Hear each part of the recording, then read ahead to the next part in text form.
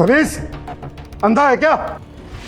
Sir I am so sorry, मैं बस यहाँ एड्रेस पूछने आया था, मैं निकलता हूँ, सॉरी सर। दिनेश शिवाय को पहचान न ले इसलिए वो जल्दी वहाँ से निकल गया। तभी दिनेश जी की नजर वहाँ रखे पेन पर पड़ी। पेन पे बने उस एस को देख के उनके पैरों तले जमीन खिसक गई। ये पेन, ये इस आदमी का पेन है?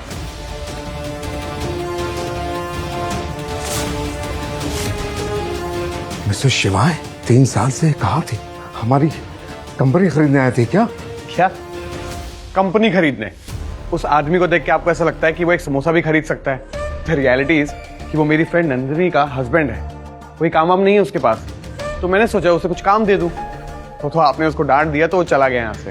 तुम्हारा दिमाग खराब हो गया है यश। इस पेन को देख रहे हो, इस निशान को देख रहे हो?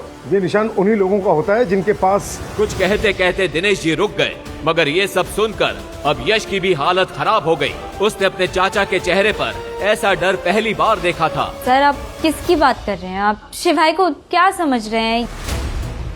मैडम, क्या आप सचमुच नहीं जानते कि आपके हस्बैंड कौन है? मैं समझ नहीं पा रहा हूँ कि मैं आपको ये बात बताऊं भी या नहीं। इसका मतलब शिवाय सर उज्जैन में है, कुछ बड़ा होने जा रहा है। मुझे अपनी टीम को अलर्ट करना पड़ेगा। मैडम, ये लीजिए शिवाय सर का पेन। दिनेश जी की बातें सुनकर नंदिनी की हालत खराब हो गई। आखिर मतलब क्या है इन सब बातों का? कौन है ये शिवाय? दिनेश अंकल तो एक आर्मी में हैं, वो उससे क्यों डर रहे हैं? नंदिनी घबराई हुई वहाँ से घर पहुँची और गुस्से से बोली, शिवाय कौन हो तुम? मैं तुम्हारा पति शिवाय महेश्वरी। बकवास बंद करो। ये पेन और इस पर बना ये निशान, क्या मतलब है इसका? तुम्हारे वहां से जाने के बाद इस पेन और इस निशान को देखकर दिनेश जी पसीना पसीना हो गए। हो कौन तुम, बताओ मुझे। ये पेन तो मुझे वो बंदर छाप धंचमंजन के साथ फ्री में मिला था। ये तो मैंने यूज भी आज पहली बार किया है। ऐसा भी तो हो सकता है कि दिनेश जी ने इस पेन पर बने निशान को कुछ और समझ लिया हो। वरना तुम ही बताओ नंदिनी, अगर ये पेन इतना जरूरी होता तो क्या मैं उसे वहां छोड़कर आता? तभी नंदिनी को किसी का फोन आ गया और वो वहां से चली गई। अगली शाम नंदिनी की कॉलेज रीयूनियन पार्टी थी।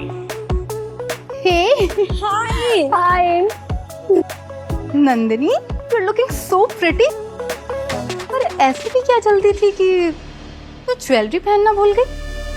ओप्स, so sorry, मैं तो भूल ही गई थी। तेरा पति तुझे चप्पल तक दिला नहीं सकता तो नेकलेस तो दूर की बात है। खैर देखो, मेरे पति ने कल रात ही मुझे 3 करोड़ की नेकलेस गिफ्ट की है। सही लग रही है ना?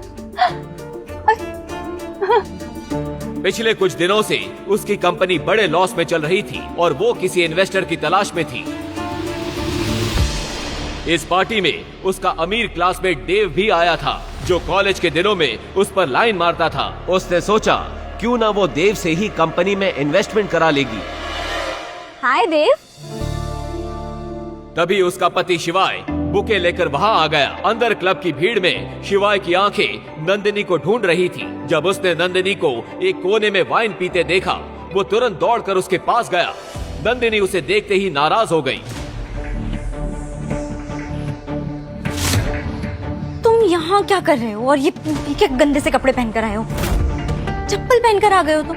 होटल वालों ने अंदर आने कैसे दिया है तुम्हें? नंदिनी, तुम अपना ये फोन भूला थी घर पर, मैं ये लौटाने आया हूँ तुम्हें। और ये बुके क्या है सब कुछ? तुम शायद भूल रही हो कि आज हमारी शादी की 3री सालगिरह है, इसलिए आज मैं तुम्हें अपने बारे में कुछ बताने आया हूँ।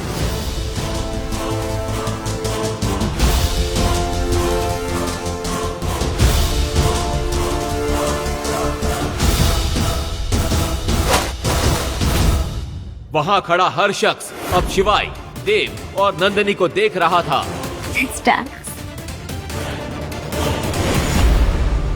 नंदिनी, बस एक बार मेरी बात सुन लो, मैं तुम्हें सारा सच बता दूंगा।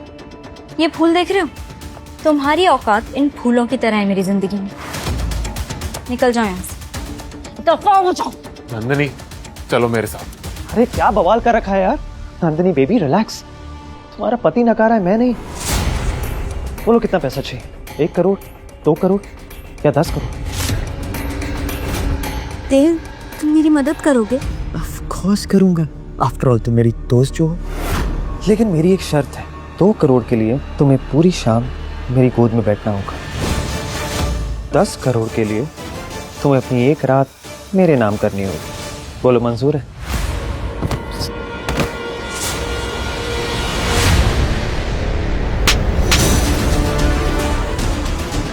बेवकूफ आदमी, ये क्या किया तुमने? तुम्हारा दिमाग खराब है क्या? ये बेचारा मेरी मदद कर रहा था। अभी के अभी माफी मांगो, माफी मांगो। माफी? मेरी चप्पल भी उससे माफी नहीं मांगी नंदिनी। तुम चलो मेरे साथ। यहाँ कौन है शिवाय महेश्वरी?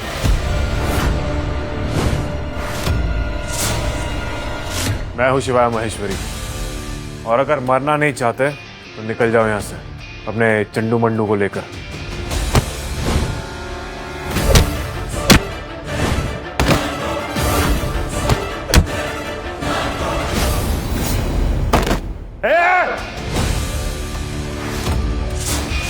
बंद करो ये बच्चों का खेल। एक नहीं, एक साथ सबके सब। महाकाल की सौगंध, तुम में से आज कोई भी अपने पैरों पर वापस नहीं जाएगा।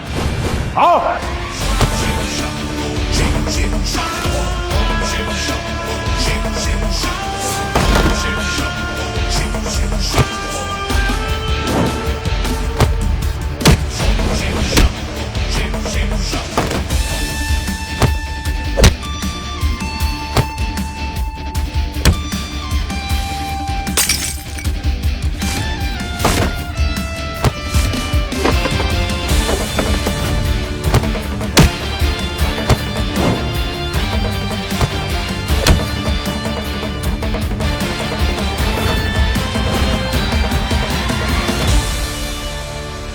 हेडशॉट?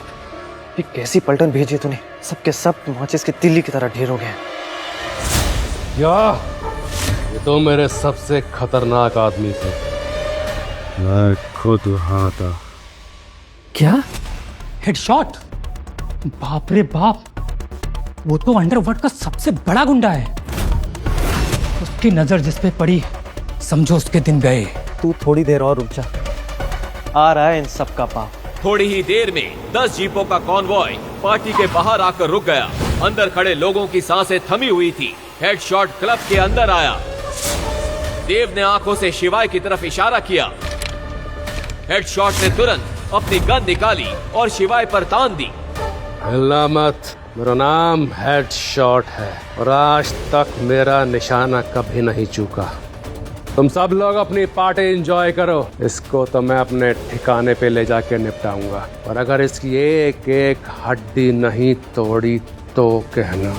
अभी कुछ देर पहले ही गुंडों से लड़ने वाला शिवाय वहीं जम गया। हेडशॉट के आदमियों ने शिवाय को पकड़ लिया और वहां से ले गए। नंदिनी और देव भी उनके पीछे निकल गए। शिवाय हेडशॉट की कार के पीछे डिक्की में बंधा पड़ा था। गाड़ी एक सुनसान जंगल के बीच पहुंची।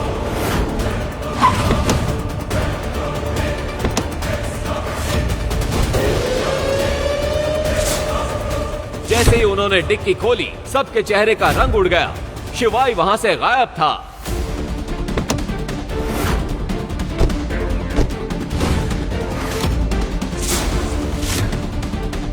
ये कैसे हो सकता है? गाड़ी तो कहीं रुकी भी नहीं है। चलती हुई गाड़ी से बंधा हुआ आदमी भाग कैसे सकता है?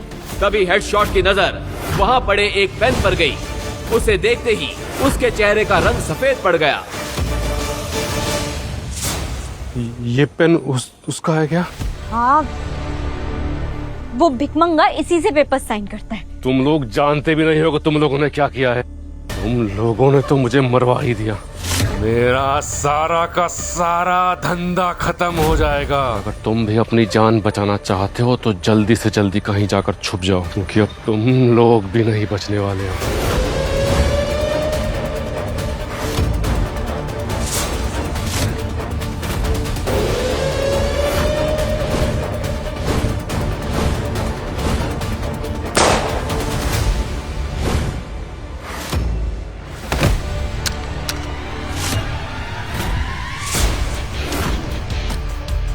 क्या है उस पेन का राज? कौन है असली शिवाय? आगे की कहानी फ्री में जानने के लिए नीचे दी गई लिंक से डाउनलोड करें पॉकेट FM ऐप और देखिए इस शो के सारे एपिसोड्स।